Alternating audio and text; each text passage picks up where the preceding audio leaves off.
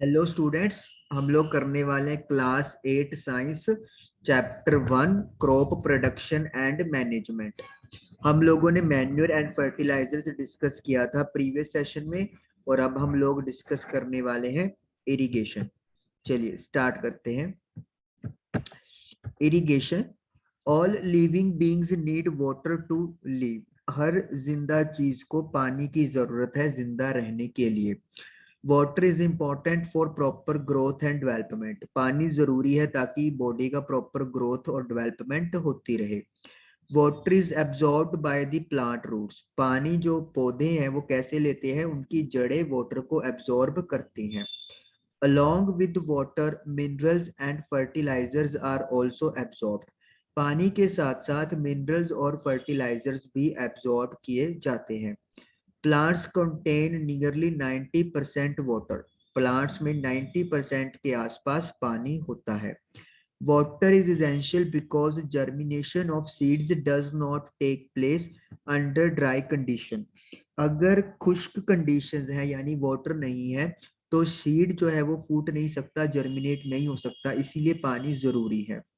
Nutrients dissolve in water are transported to each part of the plant. जो पानी के अंदर न्यूट्रिशन डिजोल्व होते हैं वो प्लांट के हर हिस्से तक पहुंचाए जाते हैं। Water also protects the crop from both roast and hot current air currents. पानी जो है वो फसल को दोनों चीजों से बचाता है, जब बहुत ज्यादा ठंड होती है वहां से भी, और जब बहुत ज्यादा गर्मी होती है वहां से भी। To maintain the moisture of the soil for healthy crop growth, fields have to be watered regularly. अगर सॉइल के अंदर मॉइस्चर को मेंटेन रखना है ताकि क्रॉप जो है वो हेल्थी ग्रोथ होता रहे, फसल की ग्रोथ अच्छी होती रहे, जो खेत हैं उनको रेगुलरली पानी देना जरूरी है। The supply of water to crops at regular interval is called irrigation. और इसी प्रोसेस को कि जब फसल को आप रेगुलरली इंटरवल्स पे पानी की सप्लाई करते हो, उस प्रोसेस को इरिगेशन कहा जाता है। The time and frequency of irrigation varies from crop to crop, soil to soil and season to season. जो टाइम और मतलब कितना आपने सिंचाई करना है वो डिपेंड करता है एक तो फसल पे।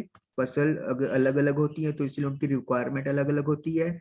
सॉइल टू सॉइल मिट्टी पे भी डिपेंड करता है, और सीजन टू सीजन और मौसम पे भी डिपेंड करता है। तो ये तीनों चीजों पे डिपेंड करता है कि पानी कितने कितने टाइम के बाद आपने अपने खेत में लगाना है। In summer the frequency of watering is high. Why is it so? गर्मियों में पानी लगाने की जो फ्रीक्वेंसी है वो ज्यादा है, मतलब आपको इंटरवल कम रख के पानी ज्यादा देना होता है। ये क्यों है? Could it be due to increased rate of evaporation from water from the soil and the leaves? इसके पीछे ये वजह हो सकती है कि गर्मियों में इवेपोरेशन का रेट इंक्रीज हो जाता है, सॉइल से पानी और लीव से पानी जो है वो बहुत ज्यादा लॉस्ट होता है, इसीलिए पानी की कमी ना हो, पानी का जो इरिगेशन प्रोसेस है वो जल्दी करना होता है। I am very careful this year about watering the plants. इस साल मुझे प्लांट्स को पानी देना था तो मैं बहुत ज्यादा केयरफुल रहा। Last summer my plants dried up and died. पिछली गर्मियों में मेरे प्लांट्स सूख गए और मर गए। Sources of irrigation. इरिगेशन करने के कौन कौन से तरीके हैं? Sources for water for irrigation are wells, कुएं हैं, ट्यूबवेल है, पॉन्ड्स है, तालाब है, लेक्स हो गई, झील आपकी नदी रिवर्स हो गई, डैम्स हो गए, और कैनल्स नहरें हो गई। तो इन सभी से पानी की अवेलेबिलिटी होती है। ट्रेडिशनल मेथड ऑफ इरिगेशन, ये वो मेथड है जो मतलब नॉर्मली पहले टाइम पे यूज करते थे। The water available in wells, lakes and canals is lifted up by different method in different regions for taking it to the fields. जो पानी वेल्स में, लेक्स में और कैनल्स में अवेलेबल होता है उसे अलग अलग तरीके से उठाया जाता है अलग अलग रीजन्स में, और फिर उसको फील्ड यानी कि खेतों तक पहुंचाया जाता है। कैटल और human labour is used in this method. इस मेथड में या तो जानवर का यूज किया जाता है या फिर इंसान के द्वारा भी ये चीज की जाती है। So these methods are cheaper but less efficient. हालांकि ये मेथड सस्ते तो हैं लेकिन इनमें जो एफिशिएंसी है, जो आप ये बोल सकते हो जो मतलब आउटपुट मिलती है वो कम मिलती है। The various traditional ways are moat, एक तो हमारे पास है पुली सिस्टम जिसको मोट कहते हैं, और एक है चैन पंप।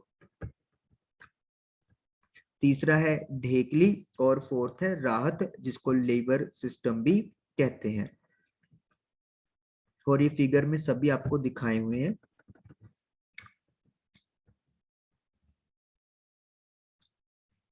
दिस इज मोट, ये चेन पंप है, दिस इज ढेकली एंड दिस इज राहत। Pumps are commonly use for lifting water. Pumps को पानी उठाने के लिए यूज किया जाता है। Diesel, biogas, electricity and solar energy is used to run this pump. इन पंप को चलाने के लिए डीजल का भी यूज कर सकते हैं, बायोगैस, इलेक्ट्रिसिटी या सोलर एनर्जी का भी यूज करते हैं। मॉडर्न मेथड ऑफ इरिगेशन, अब हमारे पास आ गए जो टेक्निक्स आज हम लोग यूज करते हैं। Modern methods of irrigation helps us to use water economically. जो आज के तरीके हैं, आधुनिक तरीके हैं सिंचाई करने के, वो हमें हेल्प करते हैं कि हम लोग पानी को बेहतर इकोनॉमिकली, मतलब आप कॉस्ट कम होगी और उसका यूज भी आप ज्यादा अच्छे से कर पाएंगे, उसमें मदद करते हैं। और मेन मेथड आपको दिए हुए हैं। Sprinkle system, this system is more useful on the uneven land where sufficient water is not available। ये मेथड उसी जगह पे मतलब यूजफुल है जहाँ पे लैंड जो है वो अनइवन यानी कि ऊपर नीचे होती है, और जहाँ पे सफिशिएंट पानी अवेलेबल नहीं होता, पानी की कमी होती है, आप ये भी कह सकते हो। Perpendicular pipes having rotating nozzles on top are joined to the main pipeline at regular intervals।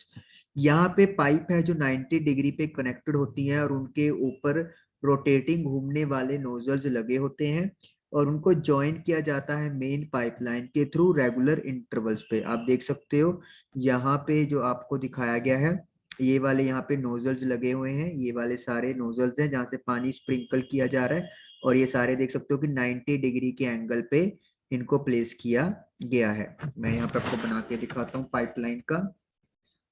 ये वाला, दिस एंगल इज 90 डिग्री, तो ये 90 डिग्री के एंगल पे पाइपलाइंस को मेन पाइपलाइन से कनेक्ट किया गया। ये मेन पाइपलाइन आ रही है, पानी यहाँ पे जाएगा और यहाँ पे जाके डिस्ट्रीब्यूट हो जाएगा। When water is allowed to flow through the main pipe under pressure with the help of a pump, जब पानी को अलाउ किया जाता है कि वो प्रेशर के साथ फ्लो करे एक पंप के द्वारा, it escapes from the rotating nozzles, तो ये रोटेटिंग नोजल्स के थ्रू बाहर निकलता है। It gets sprinkle on the crop as if it is raining, ये फसल के ऊपर इस तरीके से छिड़काव किया जाता है जैसे कि बारिश हो रही हो। Sprinkler is very useful for lawns, coffee plantation and several other crops. तो ये जो छिड़काव की मदद से जो है ये बहुत अच्छा यूजफुल है। लॉन, जैसे घरों में लॉन होते हैं, कॉफी प्लांटेशन, अगर आप कॉफी की खेती कर रहे हो, या दूसरी काफी सारी क्रॉप्स के में भी ये हेल्पफुल है। Drip system, in this system the water falls drop by drop directly near the roots. इस सिस्टम में पानी बूंद बूंद गिरता है रूट्स के पास, so it is called drip system, और इसीलिए इसको ड्रिप सिस्टम कहते हैं। It is the best technique for watering fruit plants, gardens and trees. ये सबसे अच्छी टेक्निक है अगर आप फ्रूट प्लांट्स, गार्डन, बगीचा और ट्रीज को पानी देते हो। Water is not wasted at all, पानी जो है वो बिल्कुल भी वेस्ट यहाँ पे नहीं होता। It is a boon in regions where availability of water is poor, जहाँ पे पानी की अवेलेबिलिटी पुअर है, यहाँ पे एक तरह से एक बून की तरह काम करता है। बून होता है जो पाइपलाइन यहाँ पे बनाई गई है, और ड्रॉप बाय ड्रॉप जो है वो रूट्स में पानी छोड़ा जा रहा है। Protection from weeds, next topic है हमारा। अब जो वीड्स है, जो एक्स्ट्रा मतलब प्लांट्स उग जाते हैं, उनसे कैसे मतलब प्रोटेक्शन की जाती है। Bhujo and Paheli went to a nearby wheat field.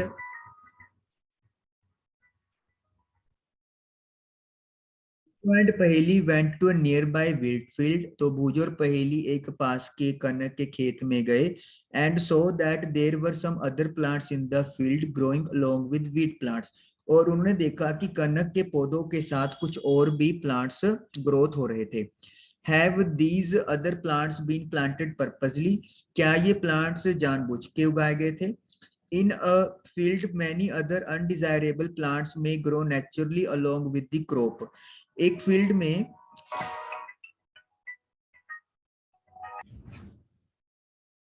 Undesirable plants are called weeds, इनको हम लोग वीड्स बोलते हैं।